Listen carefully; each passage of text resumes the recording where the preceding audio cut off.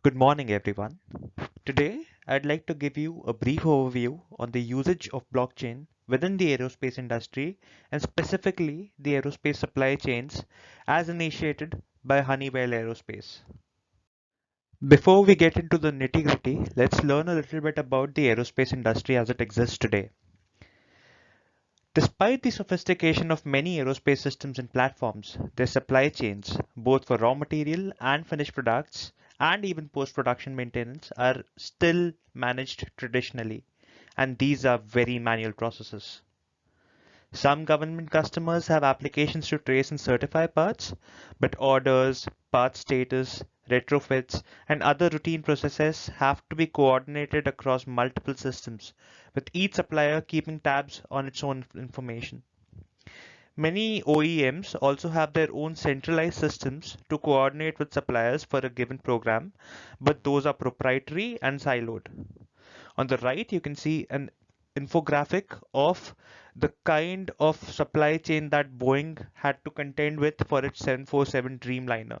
You can understand the complexity of the whole supply chain, considering the types of parts that are manufactured for a single aircraft.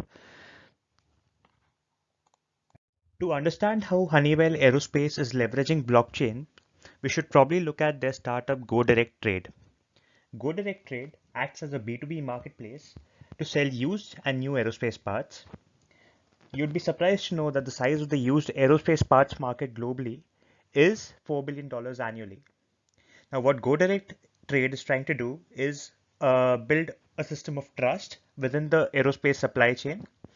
What they do is for every product that is featured on the storefront, they create a trust trace protocol wherein the listing events, which is how they have been listed up until this point on the website, the part history event, which is essentially what the history of the parts have been up until that point. So the transitions that they have gone through in the supply chain, the R&O event, which is essentially about the repair and overhaul of parts and whether these parts have gone through repair and overhaul.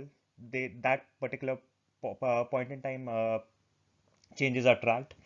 The OEM birth event, which is essentially parts that Honeywell Aerospace is manufacturing itself and selling on the storefront, and the dismantlement and death events, wherein say a plane is taken down to leverage its pieces and sold again on this particular storefront. All of this information is being tracked through blockchain technology.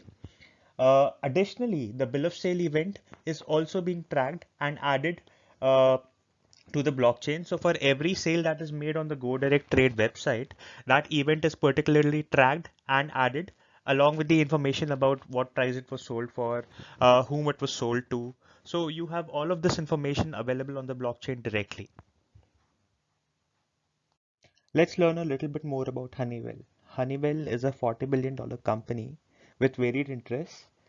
They are big players in the aerospace industry and act as original equipment manufacturers, which is OEMs.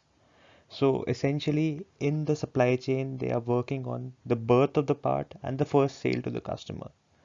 Additionally, they're also a big repair center. They have approximately 50 repair centers across the world. So lots of parts come in, and Honeywell Aerospace repairs the parts for the different airline carriers, defense players out there. Generally, Honeywell is able to manufacture 2 units per second in its factories and also repair approximately 1 unit per second uh, in its repair stores. Now, the typical life cycle of a particular aerospace product is such that it never essentially dies. Now, might sound a bit odd to you, but compare it with, say, a Toyota car. What happens in a Toyota is if your engine is going through some problems after, say, 10-15 years, you might think about scrapping the car. That's not necessarily the case in aerospace products. What happens is these products are generally valid for a much longer time, more than 100-150 years at times, and they can keep on getting repaired.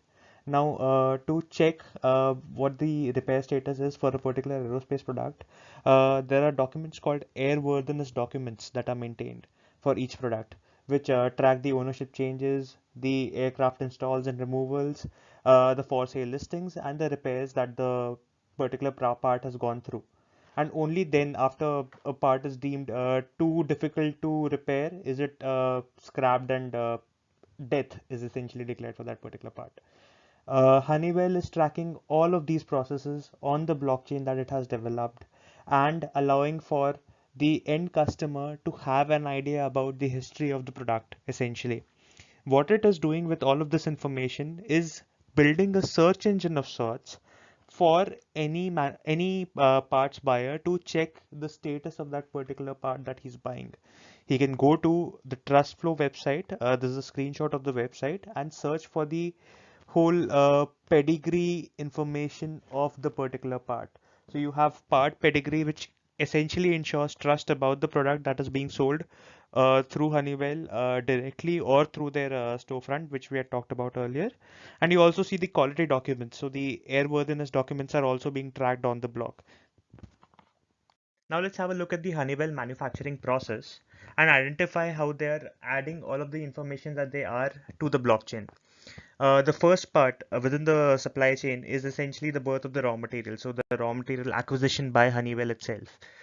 This is being done through a technology called iTrace and secure marking, which allows for an unhackable code to be generated and stamped for the particular raw material that is being acquired. Also, secure marking allows for a magic ink that is visible under special light only to be added to the particular raw material. So this way, essentially, the raw material acquisition is being added to the blockchain as a listing.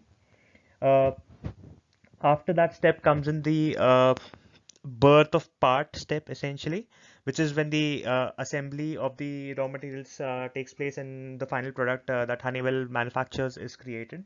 The starter is assembled and the ID plate is marked by an unhackable code with magic ink. Again, iTrace and secure marking come into play. These are startups that Honeywell has collaborated with to develop this particular technology, and these essentially allow for a two-step authorization and authentication process on the different products that are being manufactured by Honeywell.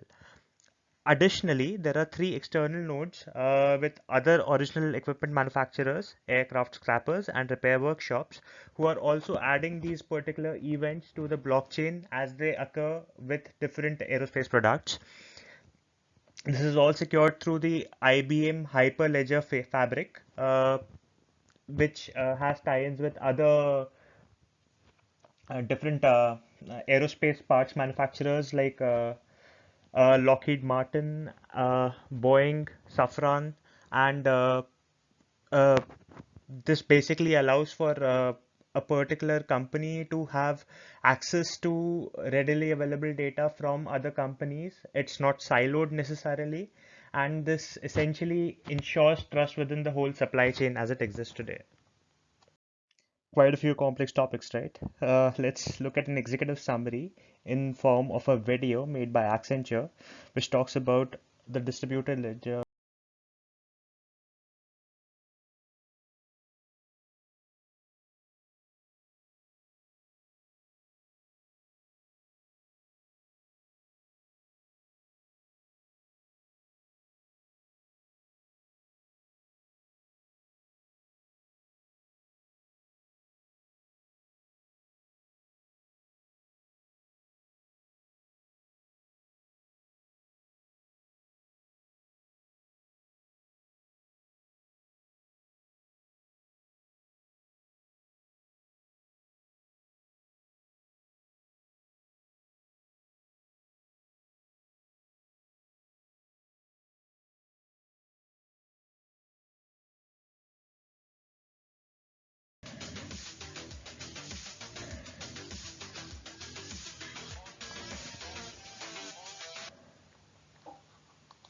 Thank you very much for your continued attention.